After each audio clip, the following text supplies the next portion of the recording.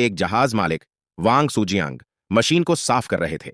साफ मशीन से जहाज की कीमत बेहतर मिलती है। शायद यह उनका आखिरी सफर था।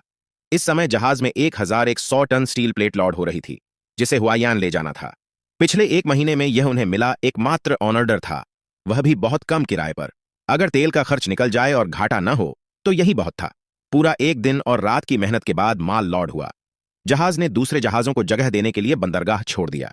दृश्य में बंदरगाह के बाहर कई कार्गो जहाज खड़े थे। वांग सूजियांग को अपनी बारी के लिए एक हफ्ता इंतजार करना पड़ा। जहाज ग्रैंड कैनाल में दाखिल हुआ और इसी रास्ते उत्तर की ओर बढ़ते हुए वह हुआयान के लोंगई पोर्ट पहुंचना था। जहाज चलाते हुए वांग सूजियांग के मन में मिलीजुली भावनाएं थीं, क्योंकि कुछ दिन पहले ब्रोकर ने बताया था कि वापसी पर खरीदार जहाज देखने आएगा। खरीदार वेईशान का एक नौजवान फान वेनपेंग था।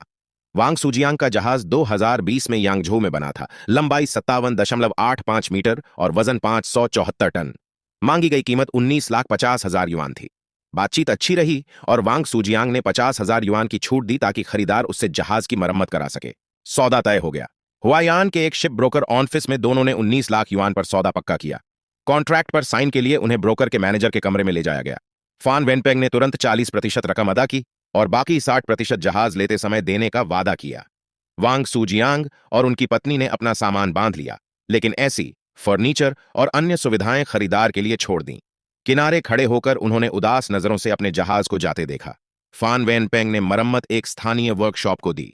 3 लोगों ने मिलकर केबिन पर पेंट किया, कुछ हिस्सों को बस हल्का सा घिसा, और इस तरह मरम्मत बस ऊपर ऊपर हुई, जिसमें केवल 20,000 युआन का खर्च आया। जहाज नया इसलिए लग रहा था क्योंकि वांग सूजियांग उसकी अच्छी देखभाल करते थे। इसके बाद फान वेनपेंग जहाज को वेईशान ले गया ताकि घर का सामान ला सके और अपने पिता को जहाज दिखा सके। गांव पानी से घिरा हुआ था। पिता ने छोटी मोटर बोट में बैठकर बेटे को शाम के सूरज में घर पहुंचाया।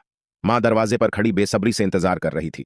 रात के खाने में मां ने बेटे के पसंदीदा नदी के व्यंजन बनाए। एक हफ्ते बाद बेटा और सामान फिर कार्गो जहाज पर लौट आया, क्योंकि उसे नया ऑर्डर मिला था।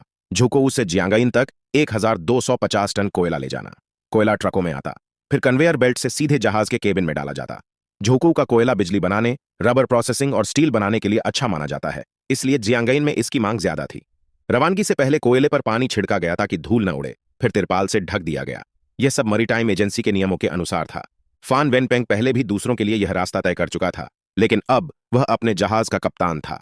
यिनशा नदी से निकलकर हुआई नदी के साथ लगभग 150 किलोमीटर चलकर वह बंगबू शिपयार्ड पहुंचा। उसकी पत्नी, जो पहले अन्य जहाजों पर क्रू मेंबर रह चुकी थी, जहाज के सभी कामों में निपुण थी।